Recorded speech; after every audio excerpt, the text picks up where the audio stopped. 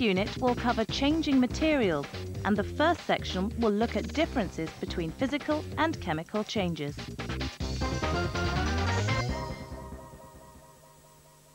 In chemistry, it's really important to sort out the differences between physical and chemical changes that happen to materials. So let's look at chemical change first. Chemical change is when a new substance is formed. Striking a match will result in a chemical change. The burning releases energy. New substances such as ash and charcoal are formed, and this change is not reversible. But other changes which do not involve a chemical reaction are called physical changes. For instance, ice here, when it melts, is a physical change. And though ice and water look quite different, they are still the same material and their mass remains constant. In the next few clips, we're going to see a lot of different changes. A typical test question would ask, in the following examples, which changes are physical and which are chemical? Why not jot your answer down as we go along?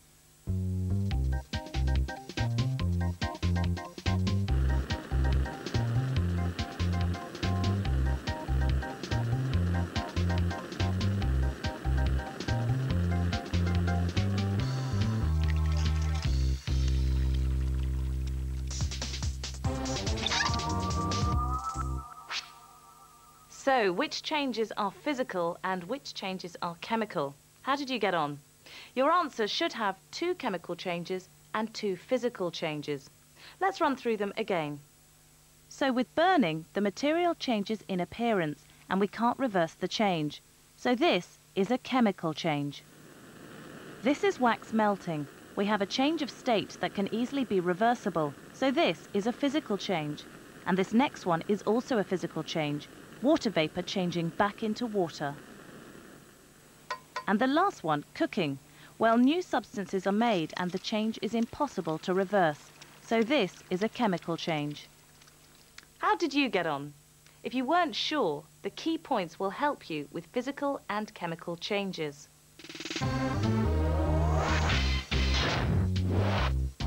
Let's look at chemical and physical changes. With a chemical change, a new substance is formed. Energy is released and the reaction cannot be reversed easily. With a physical change, no new material is made. The change is often reversible and the mass remains constant.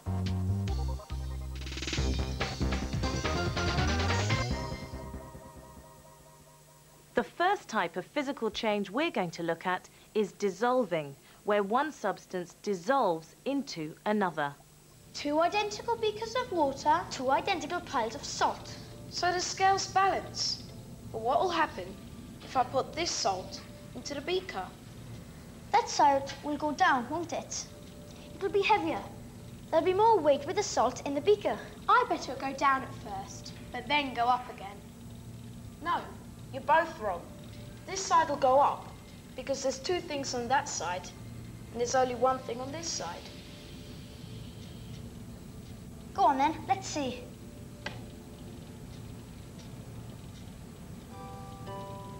But they've still balanced. Why? Why do you think the scales have still balanced? Let's find out. Stella, can you try this? Okay. The same thing happened when I tried it. They still balance because the salt is still there. It weighs the same when it's in the water as when it's in a pile next to it. But something else is going on here. Take a closer look at your experiment now. Look, the salt's gone, but the scale's still balanced. So even though you can't see the salt now, it is still there. Because the salt has dissolved, it looks as if it has disappeared, but it is still there. Remember, when a physical change takes place, the mass remains constant. That's why the scales remained balanced. And this change can be easily reversed. Now, a tricky point about dissolving, all those S words.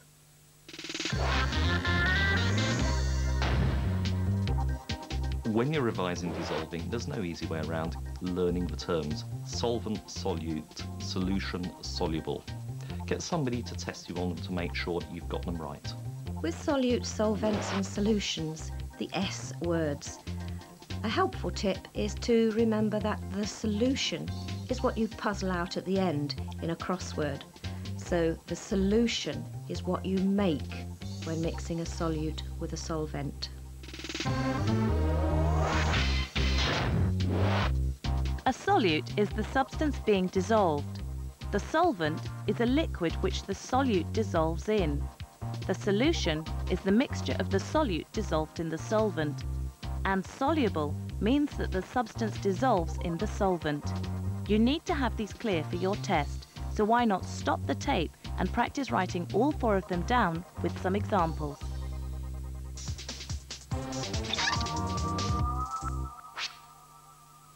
That brings us to the end of dissolving. Can you remember the 4 S words and their definitions? This is a really key area that you need to know well before your tests. So if you're not sure, why not rewind to the key points?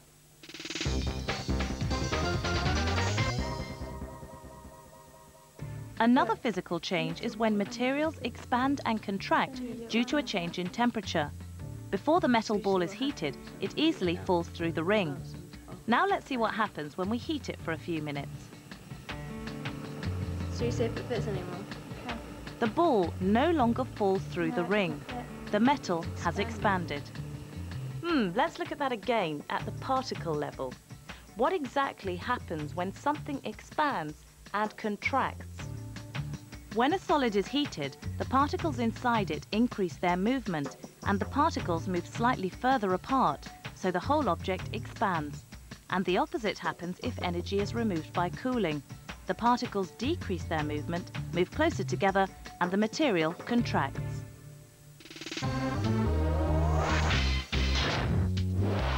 So expansion is where energy in the form of heat is added to a substance so it enlarges.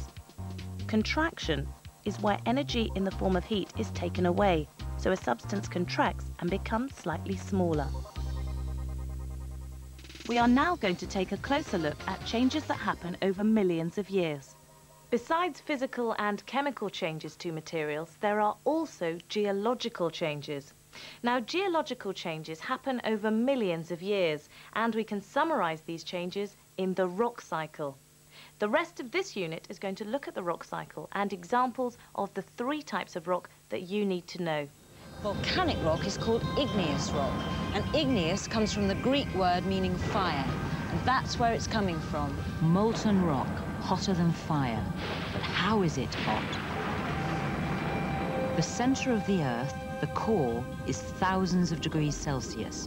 It's hot enough to make molten rock, which is what the next layer, the mantle, is made of. The Earth's skin, or crust, is anything from 5 to 75 kilometers thick. It's cooler, and so it's solid. Sometimes the molten rock pours out through volcanoes. This is brown sugar in water. When heated, it becomes like toffee. But when I pour it on this tray, it cools and solidifies like molten rock. And this is what happens with igneous rocks. Igneous rocks have a crystal structure, and the size of the crystals depends on how quickly the rock cools. The quicker it cools, the smaller the crystals. So here are 2 examples of igneous rock. This is granite, which has small crystals because of fast cooling. And this is quartz, which has very large crystals due to the rocks cooling slowly. The next clip looks at sedimentary rocks, and these are made by a very different process. Over the years, bits of sedimentary rock settle on the seabed because of gravity, and the layer gets to be very thick.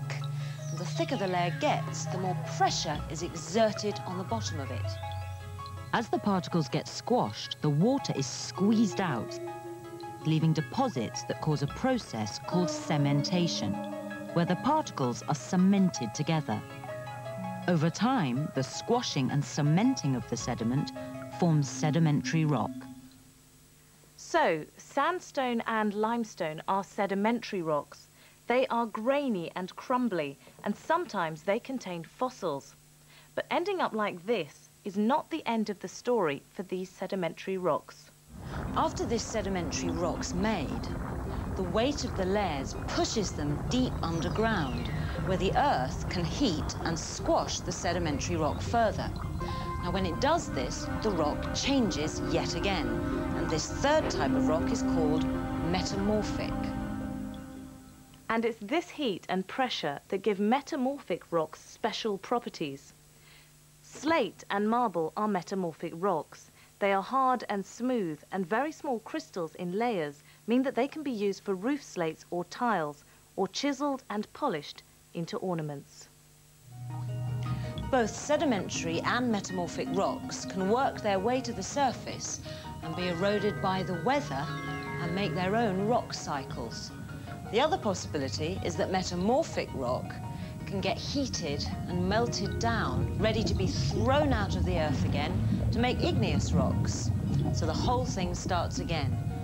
That's why it's called a rock cycle.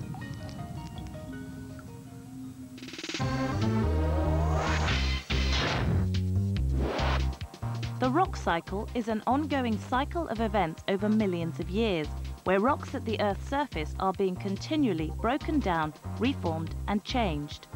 So examples of igneous rocks are basalt and granite.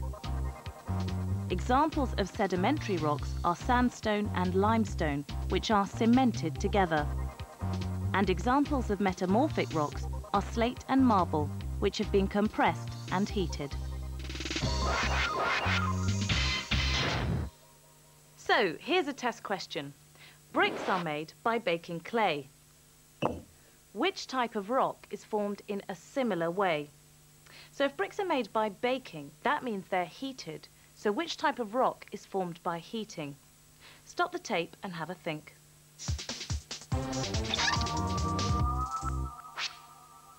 So this question is just looking for the name of the rock, which is metamorphic rock, where the rock is compressed and heated, changing the way it looks. If you weren't sure of the answer, why not rewind the tape and run through the rock cycle again? This brings us to the end of this unit.